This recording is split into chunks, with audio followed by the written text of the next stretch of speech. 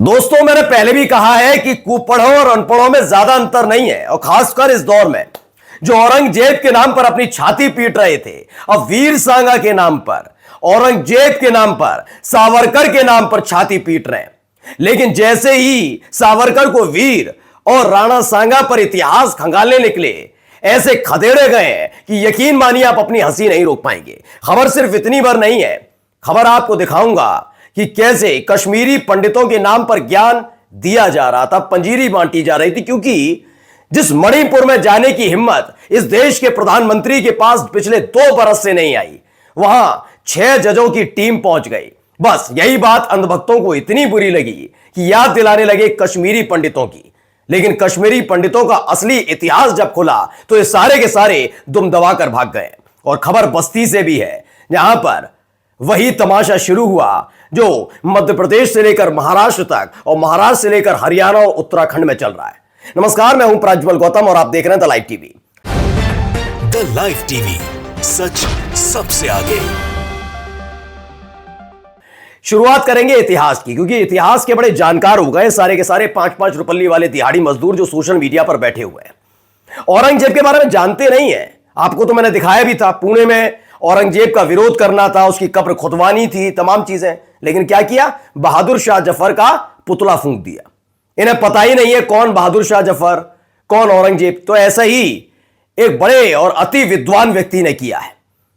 कल तलक ये कांग्रेस में हुआ करते थे, लेकिन इस समय बीजेपी में है, तो वैसी ही बुद्धि। पहले देखिए खबर। ये आचार्य प्रमोद है।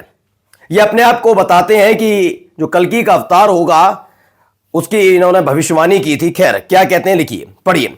राणा सांगा और वीर सावरकर को गद्दार बताना बाबर की नाजायज औलाद की राष्ट्रीय विरोधी सोच का नतीजा है। वो बात अलग है, कल तलक ये मुसलमानों के हितैषी हुआ करते थे, बताते थे कि मुसलमान भी उतना ही ज्यादा राष्ट्रीय है, भारतीय है, राष्ट्रवाद से ओतप्रोत है। लेकिन आजकल ये बीजेपी के साथ हैं, तो वैसी सोच, वैसी विचारधारा लाना जरूरी हो जाता है।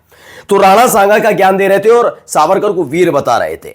अब देखिए, ज्यादा वक्त नहीं लगा इस दौर में तब जब ट्विटर पर नया फीचर आ गया हो, ग्रोक जैसा, जब लगातार इनके जैसे लोगों की पोल खुलती हो। ये देखिए क्या लिखा है। ऐसे एक और व्यक्ति आए, शिवम त्यागी, लिखते हैं मोदी का परिवार। अमूमन आप इन्हें अलग अलग न्यूज चैनल के डिबेट शो में देख लेंगे प्राइम टाइम में, किस तरह का ज्ञान परोसते सबने देखा है। फिलहाल इन्होंने एक पूरा ट्वीट किया है, उसमें एक जगह लिखा है, और युद्ध नहीं, बाबर के मन में दोबारा महाराणा सांगा से लड़ने का भय इतना अधिक था कि ग्रीष्म ऋतु के आगमन का बहाना बनाकर युद्ध का विचार छोड़ दिया। इस पर जवाब दिया गया। पहले पढ़िए। करिश्मा अजीज लिखती हैं, कौन सा माल फूंक लिया आज? राणा सांगा और औरंगजेब की पैदाइश में 300 साल का अंतर है। बताइए, इन्हें ज्ञान तक नहीं, पता नहीं कहां से इतिहास उठाकर लाते हैं, कौन सा ज्ञान देते हैं। इन्हें औरंगजेब की कब्र खोदनी है, लेकिन कब्र खोदने से पहले ही अपनी विचारधारा की कब्र खोद कर बैठे हुए हैं। इतिहास का ज्ञान नहीं है। लेकिन 5 रुपल्ली का सवाल है ना भाई, जब आप ट्वीट करेंगे तो 5 रुपल्ली आपके अकाउंट में आएंगी, तो उसकी फिक्र ज्यादा है, तो इसीलिए लगे पड़े हैं। अब देखिए, जो आचार्य प्रमोद के बारे में बताया था, इसका जरा इनका ही 2019 का देखिए। अब तो 2025 चल रही है, पार्टी भी बदली, विचार भी बदल दिए। अब तो जिस जुबान से कल तलक फूल बरसते थे, उससे कांटे बरस रहे हैं। तो देखिए क्या लिख रहे हैं। ये 29 नवंबर 2019 का इनका ट्वीट है। लिखते हैं, क्या लिखते हैं? माफी मांगकर अपना काम निकालना भी एक अद्भुत कला है। साध्वी हो या सावरकर, क्या फर्क पड़ता है।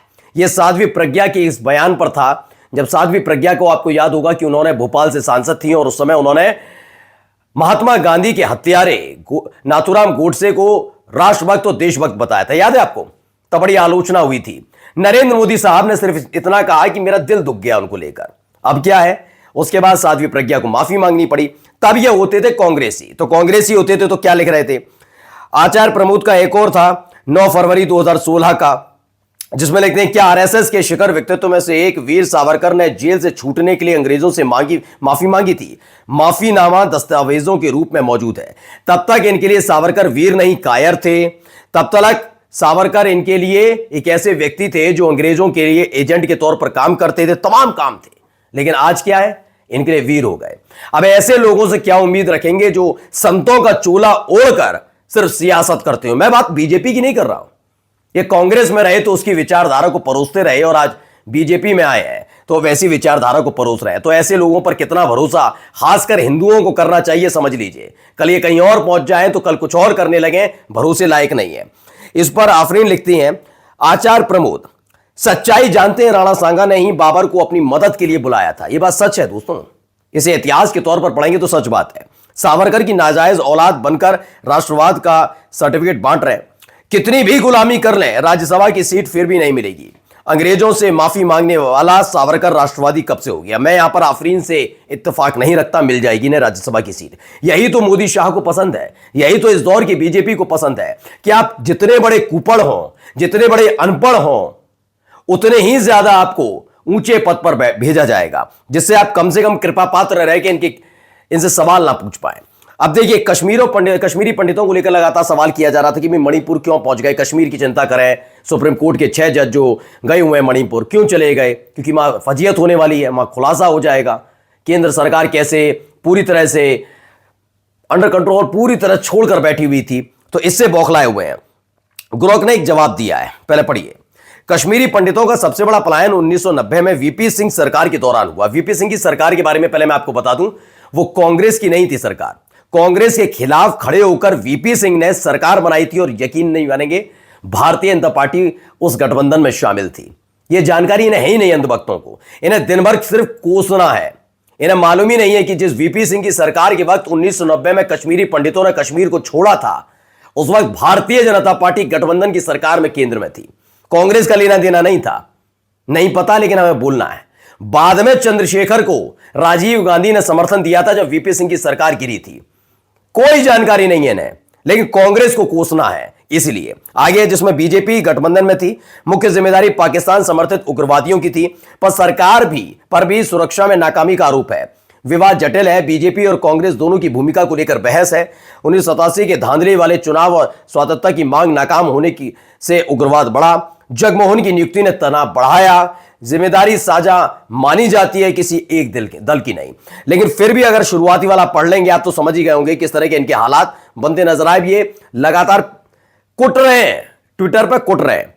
ए के तिवारी एडवोकेटिव लिखते हैं, भजपिल्लों, अब तो ग्रोक भी कश्मीरी पंडितों के पलायन के लिए भाजपा को जिम्मेदार ठहरा दिया है। यकीन ना हो तो नीचे पढ़ लो, और यही हकीकत भी है जिसे तुम छिपाते हो। और लो, मुझसे पंगा। अभी क्या, अभी तो ऐसा खुलासा करेंगे जिससे जानकर तुम मुंह छिपाते घूमोगे। चलिए अगली खबर दिखा रहा हूं, इनको जरा सुन लीजिए क्या कह रहे हैं अधिकारी महोदय। 20 मार्च को जो तहरीर दी गई थी, जिसमें बताया गया था कि छतौनी में कोई करबला की जमीन थी। अच्छा, करबला की जमीन है, कंस्ट्रक्शन वर्क चल रहा है और जो नियमानुसार नहीं है। प्राप्त तहरीर के आधार पर सुसंगत धाराओं में वहां अभियोग का पंजीकरण कराया गया है, विवेचनात्मक कार्रवाई। और इसी के साथ इनका अति सम्मान होना चाहिए, क्योंकि अगर इसी तरह का आरोप अगर मुस्लिम पक्ष की तरफ से लगा दिया जाए तो इतनी तत्परता नहीं दिखाई जाएगी। खबर क्या है, Geo9 न्यूज 18 की है। बस्ती में सरकारी जमीन पर अवैध मस्जिद निर्माण को लेकर हंगामा हुआ। हिंदुवादी नेताओं ने विरोध कर ताला लगाया। कश्मीर कमिश्नर ने निर्माण रोकने और बेदखली का आदेश दिया। ग्राम प्रधान पर बिना परमिशन 2 साल से गुपचुप निर्माण कराने का आरोप है। पुलिस ने अज्ञात लोगों पर मामला दर्ज कर जांच भी शुरू कर दी। कहां का मसला है? उत्तर प्रदेश का, बस्ती का। तो होना ही होना था। बस आपको कुछ नहीं करना इस दौर में, आप सड़क पर नमाज अता मत करने दीजिए, कोई दिक्कत नहीं, मस्जिद में कर ली। मस्जिद में क्या, ये वाली मस्जिद विवादित है, इसके नीचे तो मंदिर है, वहां भी मत करने दीजिए। ये तमाम चीजें, और ये तो खुल गया ना संभल में जो जामा मस्जिद वाला मसला था, वहां की स्थानीय अदालत ने एक पक्ष को सुनकर जो फैसला दिया सर्वे का, उससे खुलकर सामने आ गया है कि मुसलमानों की आवाज को या फिर दूसरे पक्ष की आवाज को कितना सुना जा रहा है। चलिए अगली खबर देखिए, जनरल मिरर की खबर है। निर्माणाधीन बस्ती पर हिंदुत्ववादियों ने जड़ा ताला, बोले ये मस्जिद अवैध तरीके से बनाई जा रही है, इस पर बुलडोजर चलाया जाए। अगर ऐसा नहीं होता तो हम लोग कार सेवा करेंगे। यानी कार सेवा का मतलब समझ रहे हैं आप? याद ना हो तो मैं याद दिला दूं, बाबरी मस्जिद अयोध्या जिस तरीके से उसको गिराया गया था उसे कार सेवा कहा गया था, तो वही करने के लिए तैयार बैठे हुए। यानी इस मस्जिद को भी गिराने की बात कही जा रही है, धमकी दी जा रही है बस्ती के अंदर। खुले तौर पर कोई कार्रवाई नहीं होगी, कोई कार्रवाई नहीं, बस आप छोटा मोटा ट्वीट कर दीजिए। अगर आप मुसलमान हैं, अब्दुल है, खालिद है, जेल के अंदर जाएंगे। जाते जाते कुछ खबरें दिखा दूं। एनडीटीवी की खबर है, अमेरिका में भारतीय पिता पुत्री की गोली मारकर हत्या कर दी जाती है। अमेरिका के वर्जीनिया के एकोमैक काउंटी में एक अश्वेत व्यक्ति ने गुजरात के महिसाड़ा जिले के कनोड़ गांव के पटेल परिवार के 56 वर्षीय पिता प्रदीप भाई पटेल और 24 वर्षीय बेटी उर्वी पटेल की गोली मारकर हत्या कर दी। यह अमेरिका में भारतीयों का सम्मान हो रहा है। इसके साथ साथ एक खबर और, ये तमिलनाडु के मुख्यमंत्री एम के स्टालिन, उन्होंने एक बयान दिया। जिस तरह के हालात अभी मैंने आपको बनते हुए दिखाए कि किस तरीके से दिल्ली हाई कोर्ट के एक जज के अंदर पास से घर से 15 करोड़ रुपए बरामद होते हैं और उसको झुटलाया जाता, बाद में वीडियो भी सामने आ गई। हर वर्ग के लोग बने जज, तभी लोगों की भलाई के लिए काम कर सकेंगे न्यायालय। यानी कोलिजियम सिस्टम बंद हो, सेंट्रल एग्जाम से जजों की नियुक्ति हो जाए, इसी को लेकर अब पैरवी की जा रही है। देखते हैं कितना माना जाएगा, क्योंकि इस देश के अंदर सब कुछ चंगासी वाला खेल चल रहा है। वो बात अलग है, लोकतंत्र को बारी बारी कुचला जा रहा है। नमस्कार।